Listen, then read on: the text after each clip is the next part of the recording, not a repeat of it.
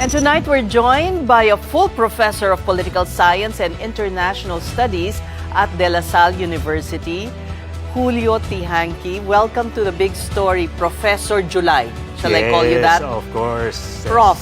Yes. First, let's go to the 2016 Arbitral Award. It's the anniversary Yes. on the 12th. Yes. Has it become a stronger diplomatic tool for the Philippines?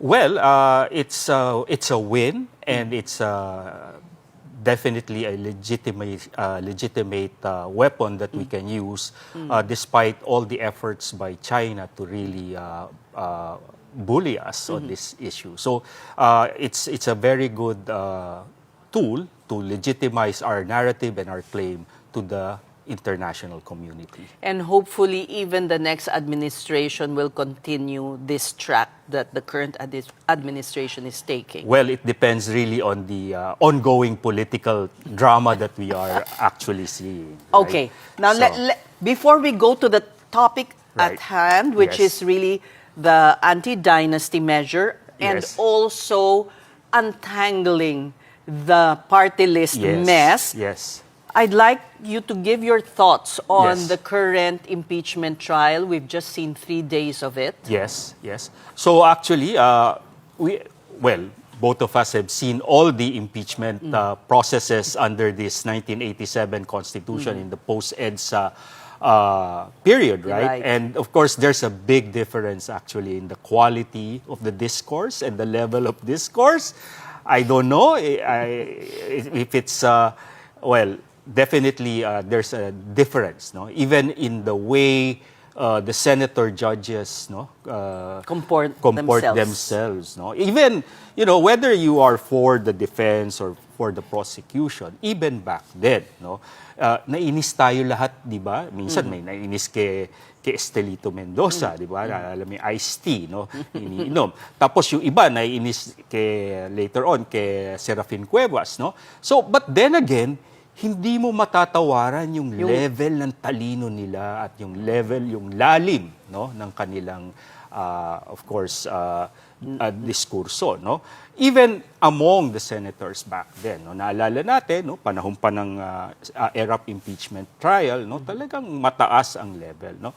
So medyo nakakalungkot na inaasahan natin na ganun din ang level at ganun din naman yung non-partisanship, no, ng mga nandoon, no, pero hindi natin nakikita ngayon. So dapat talaga isipin natin sino talaga yung mga binoboto natin. Oo. So kaya nga ngayon kasi lahat tayo nakatutok dito sa impeachment. Ito na yung latest teledrama natin sa panghapon, no. Kaya lang kailangan din natin tignan yung mas malaking ugat, no. Ayun. Kung bakit tayo humantong sa ganitong sitwasyon, na bakit ganito na ang kalidad ng politika natin, no. Hindi lang ng mga politikong nakaupo ngayon, kundi yung bakit ganito na yung politika natin na talagang mukhang hindi umunlad simula pa nung ibinalik itong so-called demokrasya natin noong 1986. Parang nag-regress tayo, no? Yes. You see progress in other things, but politics is not keeping up. Yes. And in fact, Napag-iwanan. itong politika natin ang dahilan kung bakit talaga palaging may problema tayo, no? Kada administrasyon, kada tapos ng halalan, palaging ganito na lang, no? Kasi yung ating konstitusyon, no, noong 1987, no, malaki ang ipinangako, no, na ito dapat ay konstitusyon na binuo, binalangkas pagkatapos ng ilang dekada ng diktatura. Ang pangarap ng lahat is to consolidate and deepen our democracy. And the very nature of the Constitution is really about social justice. Correct. No? So, lahat, kung babalikan natin, yung Ang mga... galing ng pagtahi ninyo papuntang anti-dynasty at party list. di ba? Ito ang hangarin ng konstitusyon natin, Yun, pero oo. tila nawala sa limot or hinarang ng mga may interes. Maraming factor dyan. Isa na rin dyan, no? Hindi papayagan din nung may mga kapangyarihan na, no? Na Magkareforma. magkareforma, no? At palagi, dahil din sa sistema ng ating pamamahala, no, at sistema ng ating eleksyon, nauubusan palagi ng oras. No? Kasi kada administrasyon, pag nahahalal, inuuna, siyempre, ang importanteng bagay, ekonomiya, di ba? Pero nauubusan ng oras para talakayin at balangkasin yung social Social justice. reform, No. social justice. At kasama na rin dyan yung Dahil hindi siya prioridad. Dapat hindi. dapat nga sa umpisa pa lang ayusin mo na 'yan kasi kung hindi mo babaguhin, no, yung struktura ng kapangyarihan at kung hindi mo palalawakin ang kapangyarihan ng mamamayan na talagang pumili ng karapat-dapat na magre-represent ng kanilang interes, talagang mauwi tayo sa Ganito. ilang pamilya, ilang, di ba, ilang dynasty, contractor and the like. Dito na lang sa impeachment, halatang halata naman. Kita mo naman sa mga senador ngayon, no? Sabi ko nga palagi, no, parang Channel 5 na yata ang Senado, kapatid network, no? Kasi di ba? Oo nga, Di ba? puro magkakapatid. Puro magkakapatid, di ba? Actually, 1/3 ng Senado ay magkakapatid, no? So, parang ano ba 'to, subsidiary ng Parang kapatid? block na yan, Oo, no? di ba? Isang bloke. At voting nakikita block. natin ngayon, katulad nga ng kasasabi lang ni Ronald Llamas, no? May magkapatid doon na talagang trying to, throw their weight around, no? So, makita natin na ganun talaga. Talagang ganyan. Dynasty. Okay. Oh. So, ano na ba ang update sa Dynasty? Ayun, dahil matagal, may 5 weeks yata, 5 Yes, weeks na walang yes. ginawa ang Senado. Yes, right? oo, Because oo. there was that Yes. boycott, etc. Oo. So, hindi pa yan napapag-usapan sa plenaryo. Oo. Nung huli tayong nag-usap, no, pinag-uusapan pa lang 'yan sa Sa House House. at sa Senate, no.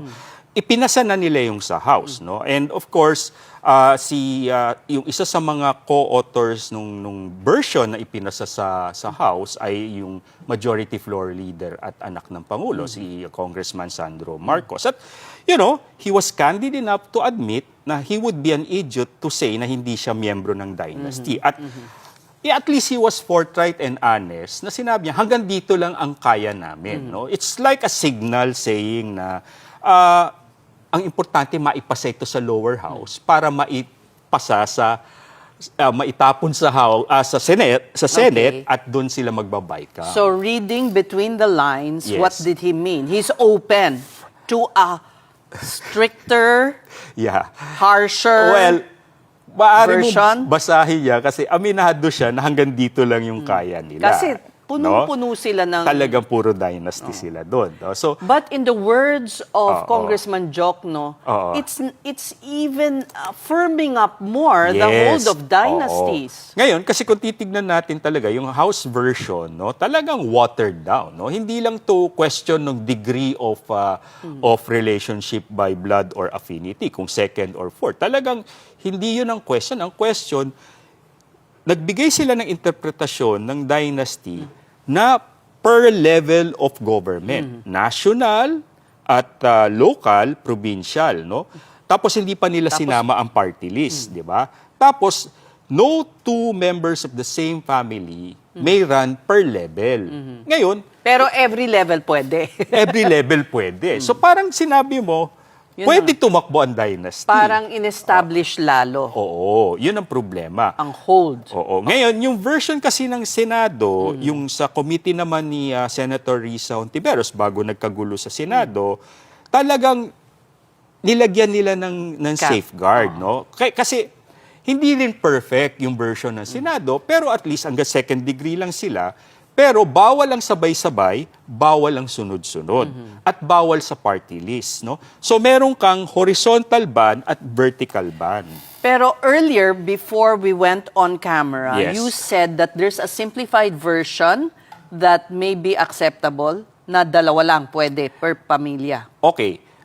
Ang tinitignan ng ibang reform constituents at ibang naglalabi rin, no, para at least kasi this is a very rare window of opportunity na after decades, maipasa natin to. Yeah, Matagal yeah, nang yeah. tinulugan at talagang pinatulog Actually, ng mga ironically, under a Marcos presidency. Yeah, right? presidency, So, You know. Talagang, But he's determined, no? yeah. Is he? Yung Do you iba ever sa doubt amin his kasi, ano? well, may konteksto din yan, no? Ses, no? Alam naman natin na kaya nila tinutulak ito as a response to the flood control scandal. Yeah, Kasi yeah. nangako siya nung huli niyang SONA na i-address niya itong issue of corruption. At may political din yan. Kumbaga sa basketball, nasa last 2 minutes na siya. Last 2 years na niya sa presidency niya. No? O anong legacy niya, di ba? Anong legacy niya. Tapos, ang pangatlo pa dyan, double-digit negative na siya sa kanyang approval rating. No? So, kumbaga, pag wala pa siya talagang ginawa, kung walang mangyari sa impeachment at hindi siya nagtulak ng tunay na reforma, talagang magiging Tas flood control. Yung flood control, magiging lame duck siya. No? At lalo lang magkakaroon ng weapon, no? Ng bullet, itong mga katunggali niya sa politika. So this is your it's a good opening. It's a good opening for him na for a Marcos, no, to implement the much needed reforms, no matter how limited it is. Ngayon, ito yung perhaps natin, no, compromise, so to speak, no. Yung version ng House, no, hindi naman papayagan ng mga senador yan. Kasi doon sa version ng House, kung susundin, lugi ang mga senador. Bawal yung magkakapatid, pero sa House pwede. sa House pwede. No? So, doon magkakaroon ng problema. No? Kasi pwede lang lumipat ng distrito, di ba? Or lumipat ng probinsya yung mga congressmen. So, ang compromise na pwede nating tignan, isa sa national, isa sa local. Period. Isalpak mo lang yun sa version ng House, ayos na. Di ba? So, bawal horizontally, bawal vertically. Pero, since wala na tayong magagawa, kayo ang majority ngayon at hindi natin maitutulak tong reformang to kung hindi rin wala kayong buy-in, edi, Papayag sige. ba dyan ng mga nasa House? Di ba nga, nagbigay na ng signal, no? In fact, So si Sandro Marcos can still run. yeah. Pero, And his aunt. yeah, pwede. But diba? wala na. Wala na. Ngayon, pwedeng, kasi sasabihin Kung naman... fourth degree, Oo, pwede. Oo. Hanggang second degree lang eh. Hanggang kapatid lang. Okay. Di ba? Okay. So meron pa rin silang elbow room para tumakbo. Pero at the same time, nare-regulate na natin. Kasi at this point in time, mukhang malabo na yung total ban. Unless umanda But two yung... is livable and it's easier to understand. Yes. Ang gulo-gulo pa ng mga Oo. horizontal, vertical, parang ang hirap. Hindi, yung pwede gawin Ses. Kung yung may pamilya na local based lang sila, kayo mamili. Di ba? Pero sa kanila, iisa lang.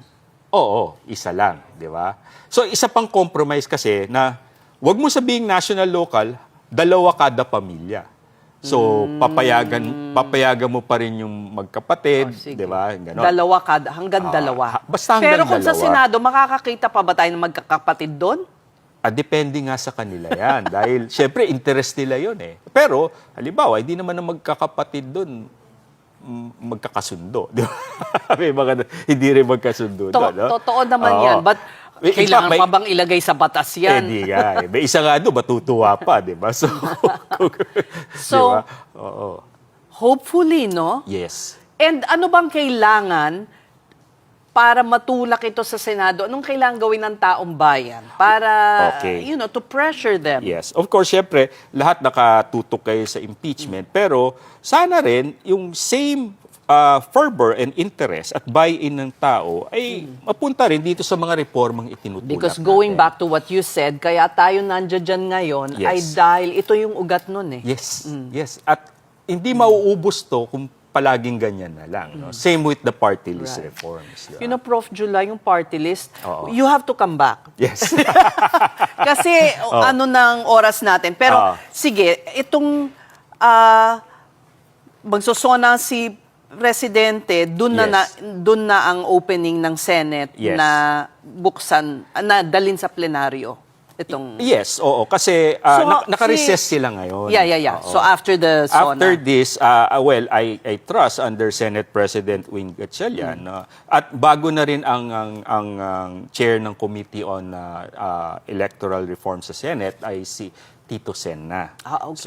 So mukhang tatalakayin na nila, no. Kasi dati nabinbin dahil may mga nagpalista magtatanong daw sa plenary pero nag-absent tapos ngayon nagkagulo sila. So talagang hindi umabot, no. So pero kung ayusin nila 'yan kasi kasabay dapat 'yan, dalawa 'yan na sinertify na urgent ni BBM sa kanyang LEDAC, no, yung anti-dynasty And the party list. So Oo. we'll have to discuss Yes. that because it's rather complicated. Of course, yeah. So yeah. In fact, the computation of who gets to sit, I really am Yeah. not even... How did they come up with that? Yung mga Yes. 2%, blah, blah, blah. Oo. Yeah. But going back to the anti-dynasty in closing, Yes.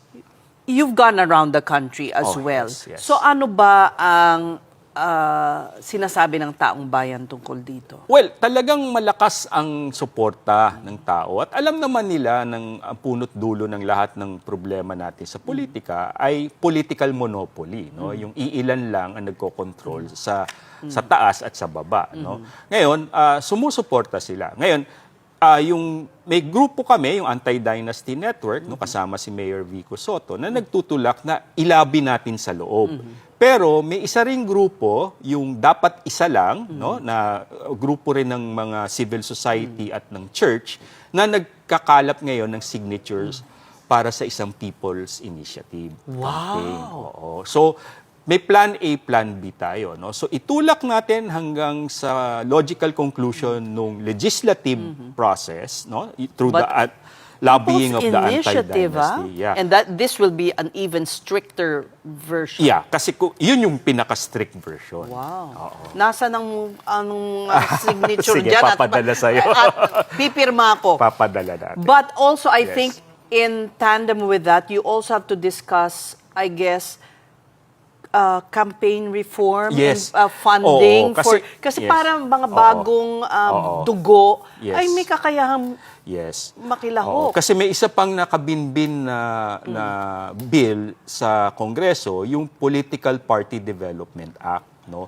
Na since the early 2000s pa, ilang dekada na rin na natutulog sa Kongreso. Na no? pwedeng state-funded, no? Yes, kasi apat yung component noon. Yung isa yung campaign finance reform, Yun. yung maglalagay ka ng cap sa pwedeng gastusin at pwedeng i-donate. In fact, yung strict version noon, See, exactly, dahil wala niyan. O tignan mo ang nangyari kay Senator Marcoleta. Correct, no? Ang strict version yan, actually, bawal ang corporate donations, no? Yung mga malalaking korporasyon.